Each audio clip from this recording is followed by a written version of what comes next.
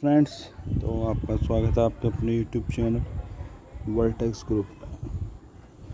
तो दोस्तों, एक इम्पोर्टेंट सेशन लेकर आए हैं for all the UPSC EPF aspirants. जैसा हमने आपसे डिस्कस करा था कि जो मीटिंग हुई थी उसमें से जो कुछ बातें निकल कर आई थी, और अब देखिए अब जो न्यू अपडेट आ रहा है वो भी मैं इसमें शेयर करने वाला हूँ। न्यू अपडेट तो कुछ नहीं है, बस एक इम्पोर्टेंट अपडेट है, तो एक वो शेयर करना चाहता हूँ। तो अगर आप हमारे चैनल पर नए हैं तो do subscribe your very own channel vertex group. आइए वीडियो को शुरू करते हैं। तो देखिए, यही जो डाउट्स था बार बार कि ईपीएफओ की एग्ज़ाम डेट कब होगी 2021 में।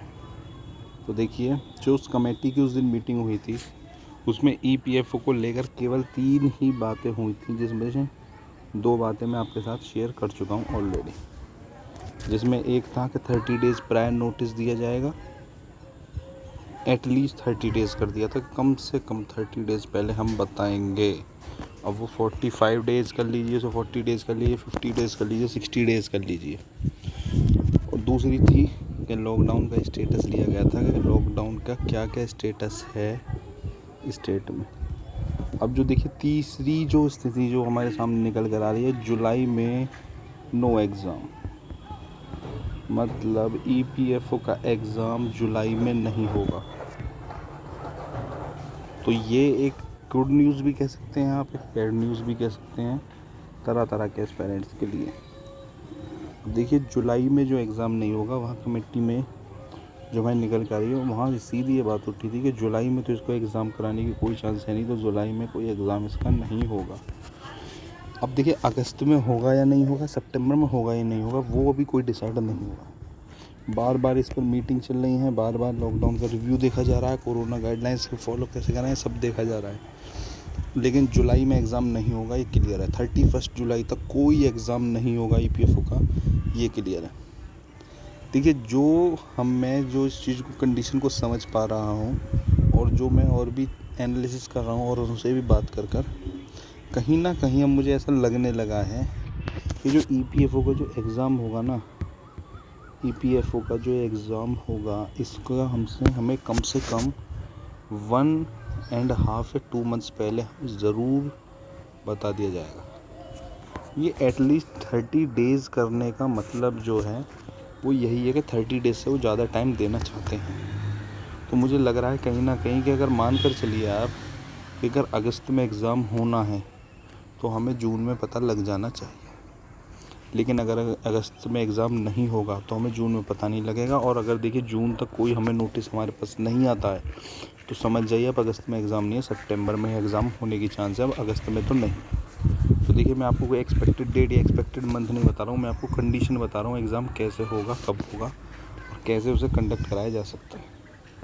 अब बहुत से स्टूडेंट्स की मैं कमेंट देख रहा हूँ, हालांकि अब ऐसे नेगेटिव कमेंट्स बहुत कम हो गए हैं, लेकिन फिर भी कुछ स्टूडेंट्स ऐसे कह रहे हैं कि यार तुम्हें क्या पता यूपीएससी कैसे करती है, यूपीएससी कैसे पेपर बनाती है। तो देखिए, मैं उनसे यही कहना चाहूँगा, मैं भी ईपीएफओ का एस्पायरेंट हूँ, मैंने भी इस फॉर्म को भरा है, तो मुझे खुद भी एग्ज़ाम देने जाना है।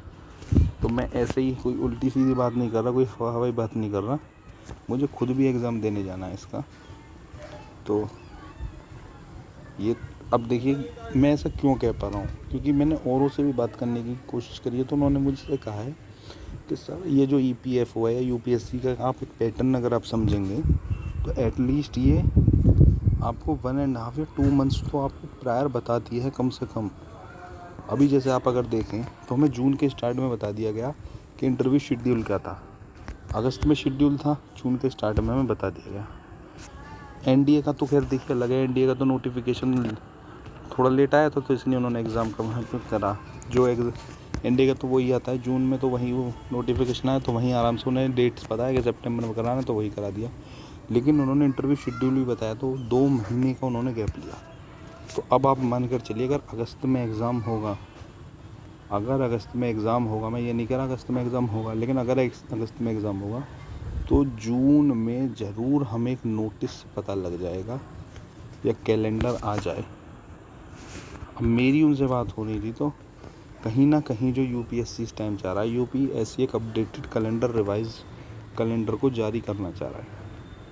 यूपीएससी एक रिवाइज्ड कैलेंडर को जनरेट करना चाह रहा है, यानी जिससे ही हमें या हर एस्पायरेंट को पता लगेगा कि एग्ज़ाम कब है। तो एक रिवाइज्ड कैलेंडर जारी होने वाला है, ये है। और मुझे कहीं ना कहीं ऐसा लगता है कि रिवाइज्ड कैलेंडर में ही हमें ईपीएफओ की डेट्स के बारे में पता लगेगा।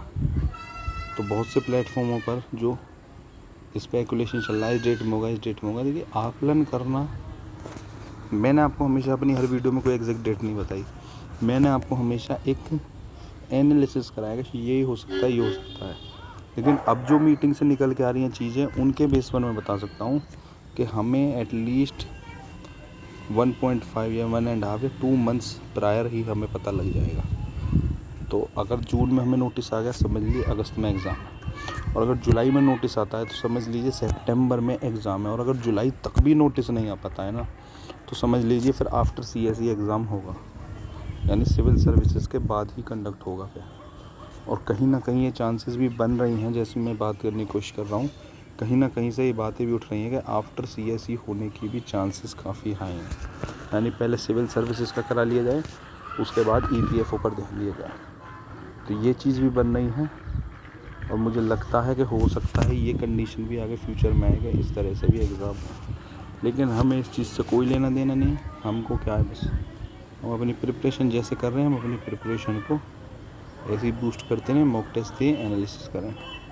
और मैं आपसे एक चीज़ की और माफ़ी मांगना चाहूँगा। मैंने आपसे कहा था कि करंट अफेयर्स का मैं बैच स्टार्ट कर रहा हूँ। हालांकि बैच स्टार्ट होने वाला है, लेकिन मेरी तबीयत थोड़ी सी ख़राब हो गई थी, तो उस वजह से मैं उसको स्टार्ट नहीं कर पाया। लेकिन मैं कोशिश कर रहा हूँ संडे से या मंडे से, इन 2 दिन से मैं उसको स्टार्ट कर दूँ। जून के एंड तक फिनिश करने की बात थी, कोई नहीं, 5 जुलाई के आसपास तक करंट उसको कवर कर लेंगे। थोड़ा सा तबीयत ख़राब थी, इसलिए उसको मैं शुरू नहीं कर पाया। उसको भी शुरू कर रहे हैं। उसके साथ साथ लेबर लॉज का भी क्रैश कोर्स शुरू कर रहे हैं, और इंग्लिश वोकैब का भी लिए अभी हम एक यूट्यूब पर फ्री कोर्स स्टार्ट कर रहे हैं। तो उम्मीद करूँगा पीडीएफ भी आपको प्रोवाइड कर पाऊँ इस सेशन में। तो बस आप कुछ मत करिए, आप अपनी प्रिपरेशन पर ध्यान दीजिए, प्रिपरेशन कंटिन्यू करते रहिए, क्योंकि एग्ज़ाम तो देखिए कोई नहीं रोक पाया, एग्ज़ाम होगा। और जैसी इन्फॉर्मेशन हमारे पास जैसी भी आ रही है, हम आपके साथ तुरंत शेयर कर रहे हैं। तो बस आप अपना प्रिपरेशन करिए। और हम इस चैनल पर एक चीज़ और लाने वाले हैं, मैं जल्द ही सब्जेक्ट वाइज मॉक टेस्ट भी आपको प्रोवाइड कराने वाला हूँ, जो लाइव मैं आपको यहीं पर सॉल्व कराऊँगा यूट्यूब सेशन पर। तो मैं इस चीज़ को भी जल्दी से करने वाला हूँ, जो एक मॉक टेस्ट होगा सब्जेक्ट वाइज, मैं उसको कराने वाला हूँ यहीं पर यूट्यूब पर लाइव आकर। तो ये सब चीज़ भी हम बहुत जल्दी स्टार्ट करने वाले हैं, 2-3 डेज़ में अब ये स्टार्ट हो जाएगा, आपको ये सब देखने को मिल जाएगा। तो अगर आप हमारे चैनल पर नए हैं तो do subscribe your very own channel vertex group. Thank you, have a nice day.